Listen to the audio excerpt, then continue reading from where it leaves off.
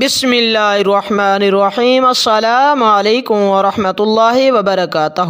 ناظرین و سامعین، کسی گاؤں میں ایک سیدھا سادھا بھولا بھالا سا آدمی رہتا تھا۔ اس کے ذہن میں یہ بات سما گئی کہ مجھے اللہ سے دوستی کرنی ہے، اللہ تک پہنچنا ہے، اللہ کی معرفت حاصل کرنی ہے۔ اس کو جو کوئی بھی کچھ بتا دیتا تھا وہ شخص وہی کچھ کرنے بیٹھ جاتا تھا، مگر اس کو اللہ نہیں مل پایا۔ وہ بیچارہ بہت پریشان رہنے لگا۔ آخر کسی نے اس کو سمجھایا کہ بھائی، جو مقصد تم حاصل کرنا چاہتے ہو وہ ایسے تو نہیں ملے گا۔ اس مقصد کے لیے تو تمہیں کوئی استاد، رہنما یا مرشد ڈھونڈنا پڑے گا، وہ تمہیں سبق دے گا، پھر تمہارا مقصد پورا ہوگا۔ وہ مرشد کی تلاش میں مارا پھرتا رہا، مگر کہیں بھی بات نہ بن سکی۔ آخر تنگ آ کر ایک رات سونے سے پہلے اس نے فیصلہ کیا کہ صبح سویرے گاؤں کے باہر جا کر بیٹھ جاؤں گا، اور اللہ چاہے گا تو جو پہلا شخص مجھ سے اللہ ملوا دے گا بس وہی میرا مرشد ہوگا۔ اس نے اللہ سے دعا کی اور سو گیا۔ صبح منہ اندھیرے وہ گاؤں کے باہر جا کر بیٹھ گیا۔ اتفاق سے وہاں سے جو پہلا شخص گزرا وہ ایک چور تھا، جو رات کو کہیں سے چوری کر کے واپس آ رہا تھا۔ اس بھولے آدمی نے تو اس چور کو پکڑ لیا اور مل گیا مرشد کے نعرے مارنے شروع کر دیے۔ چور بیچارہ بہت گھبرایا کہ کہیں پکڑا نہ جاؤں، کوئی پہچان نہ لے، اس مصیبت سے جان کیسے چھڑاؤں۔ بہت سمجھایا کہ بھائی، میں کوئی مرشد نہیں ہوں، میری جان چھوڑو، مگر وہ شخص کہے کہ نہیں، آپ ہی میرے مرشد ہیں۔ میں نے تو رات کو اللہ سے دعا کی تھی کہ پہلا شخص میرا مرشد بھجوا دیجئے گا، ہو ہی نہیں سکتا کہ آپ مرشد نہ ہوں۔ چور نے بہت منت سماجت کی کہ مجھے جانے دو بھائی، میرا پیری مریدی سے کوئی تعلق نہیں، لیکن وہ شخص بضد رہا کہ آپ تو بہت ہی کامل مرشد ہیں، تبھی تو اپنے آپ کو چھپا رہے ہیں، کامل مرشد تو ہوتے ہی آپ کے جیسے ہیں۔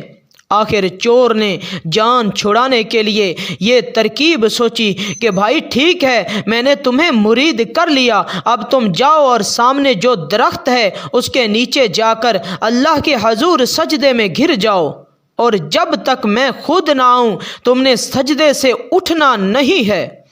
اس بھولے شخص نے کہا، واہ، آج ہی مرشد ملا اور آج ہی سبق بھی مل گیا۔ وہ تو خوشی خوشی فوراً جا کر سجدہ ریز ہو گیا۔ چور اپنی جان چھڑا کر وہاں سے چلتا بنا۔ دن نکلا، گاؤں والے وہاں سے گزرے، اس شخص پر ہنسے، مگر وہ بدستور سجدے میں پڑا رہا۔ دوپہر ہو گئی، بچے آئے کہ اماں بلا رہی ہے، آ کر کھانا کھا لو۔ اس نے کہا، نہیں بھائی نہیں، مجھے تو مرشد کا حکم ہے، میں تو سجدے سے اٹھوں گا ہی نہیں۔ شام کو بیوی خود آئی کہ رات ہونے والی ہے، سارے دن کے بھوکے پیاسے ہو، گھر چلو، مگر وہ شخص ٹس سے مس نہ ہوا۔ بیوی نے منت سماجت کی کہ کچھ کھا لو، مگر اس کی سجدے میں پڑے پڑے ایک ہی گردان تھی کہ مرشد کا حکم ہے، میں تو اٹھوں گا ہی نہیں جب تک وہ خود نہ آئیں۔ بیوی نے سوچا، رات کو جب دماغ درست ہو جائے گا خود ہی گھر آ جائے گا۔ یہ سوچ کر وہ گھر چلی آئی۔ رات گزری، صبح ہو گئی، مگر وہ شخص تھا کہ سجدے سے اٹھنا تو درکنار، اپنی جگہ سے ہلا بھی نہیں۔ دوسرا دن بھی ایسے ہی گزر گیا، یہاں تک کہ تیسرے دن سجدے کی حالت میں بھوکا پیاسا رہ کر اس کی حالت غیر ہو گئی۔ اس کی یہ حالت اور لگن دیکھ کر اللہ تعالیٰ کا دریائے رحمت جوش میں آ گیا۔ اللہ تعالیٰ نے حضرت خضر علیہ السلام کو حکم دیا کہ اس شخص کا سینہ میری معرفت کے نور سے بھر دو تاکہ یہ مجھ سے متعارف ہو جائے۔ حکم پا کر حضرت خضر علیہ السلام اس شخص کے پاس تشریف لائے اور کہا، چلو بھائی اٹھو۔ اس نے پوچھا، جی آپ کون؟ انہوں نے کہا کہ میں خضر، تمہارا کام ہو گیا، اٹھو، میں تمہیں معرفت کا علم عطا کروں تاکہ تم اللہ سے متعارف ہو جاؤ۔ اس نے سجدے میں پڑے پڑے کہا، واہ، میرے مرشد نے آپ کو بھیج دیا تو آپ آ گئے میرے پاس، ورنہ اتنے عرصے سے میں پریشان تھا تو آپ کو خیال بھی نہیں آیا میرا مرشد ہو تو ایسا۔ جی آپ جائیں، مجھے آپ سے کچھ نہیں لینا، مجھے تو میرے مرشد ہی دیں گے، تو صرف ان سے ہی لوں گا۔ بہت سمجھایا کہ بھائی وہ چور ہے۔ وہ بھولا مرید کہے کہ اگر وہ چور ہے اور مجھے سبق دے، ابھی صرف 3 دن ہوئے تو آپ کیسے آ گئے؟ نہیں جی وہ تو بہت کامل ہیں، تبھی تو آپ آ گئے، میں ایسے کامل کو چھوڑ کر آپ کے کہنے پر کیوں چلوں؟ جائیے آپ اپنا کام کریں۔ آخر حضرت خضر علیہ السلام نے اللہ تعالیٰ سے عرض کیا کہ اے اللہ رب کریم، تیرا یہ بندہ تو مانتا ہی نہیں، حکم دیجئے اب کیا کروں؟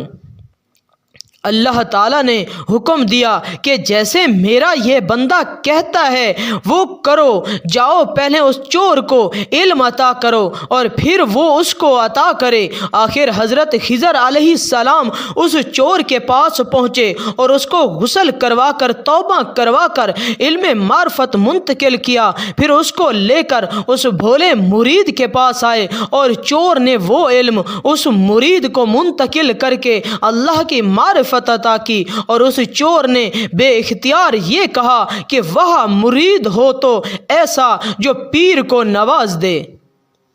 اس حکایت کی تشریح حضور نے یہ بیان فرمائی کہ انسان کی اپنی لگن، خلوص، جستجو ورفتگی اور شوق ہوتا ہے جو اس کو اللہ تک پہنچاتا ہے، مرشد صرف ایک ذریعہ بنتا ہے۔ پھر قرآن کی آیت بیان فرمائی کہ جو لوگ اللہ کی راہ میں کوشش اور جد و جہد کرتے ہیں، اللہ تعالیٰ لازماً ان کے لیے اپنی طرف آنے کی راہیں کھول دیتا ہے۔ ایک مرتبہ سلطان العارفین حق بہو رحمت اللہ تعالی علیہ آدھی رات کے پہر کے وقت اپنے کھیتوں میں لکڑی کے تخت پر بیٹھے ذکر خفی میں مصروف تھے۔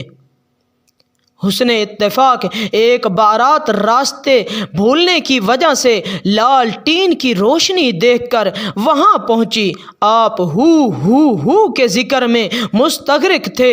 ان لوگوں نے آپ کو اپنی طرف متوجہ کرنا چاہا لیکن سخی سلطان ذکر میں محو رہے۔ تھوڑی دیر بعد آپ ذکر کی لذتیں پا کر فارغ ہوئے اور ان کی جانب دیکھ کر آپ نے پوچھا کہ کیا چاہیے؟ ان میں سے ایک آدمی نے عرض کی، حضرت ہم راستہ بھول گئے ہیں اور ہمیں احمد پور شرکیہ جانا ہے۔ آپ اپنی جگہ سے اٹھے اور لالٹین اور اپنا عصا اٹھا کر فرمایا، آپ لوگ میرے پیچھے آؤ۔ آپ کھیتوں کے درمیان لگے اونچے اونچے سر کنڈے ہٹاتے ہوئے آگے بڑھنے لگے اور بارات کے لوگ آپ کی پیروی میں آپ کے پیچھے پیچھے چلنے لگے۔ تھوڑی دیر بعد کھیتوں کا سلسلہ ختم ہوا، تمام لوگ آپ کے پیچھے پیچھے چلتے ایک چٹیل میدان میں پہنچے۔ جب ان لوگوں نے نظر اٹھائی تو وہ حیران رہ گئے۔ وہ گنبد خضرا کے سامنے کھڑے تھے۔ وہاں لوگوں کی چہل پہل لگی ہوئی تھی، لوگ مسجد نبوی میں آ جا رہے تھے۔ باراتیوں میں سے ایک شخص نے عرض کی، حضرت ہمیں احمد پور جانا ہے۔ سخی سلطان نے فرمایا، لوگوں ہم اس احمد پور کے سوا کسی اور احمد پور کو نہیں جانتے۔ سبحان اللہ۔ ناظرین و سامعین، ویڈیو اچھی لگی ہو تو لائک کر دیں۔ ایسی انٹرسٹ سٹوری اور دلچسپ واقعات کے لیے ہمارے چینل کو سبسکرائب کر کے ساتھ والے لگے بیل کے آئیکن کو لازمی پریس کریں۔ اللہ حافظ۔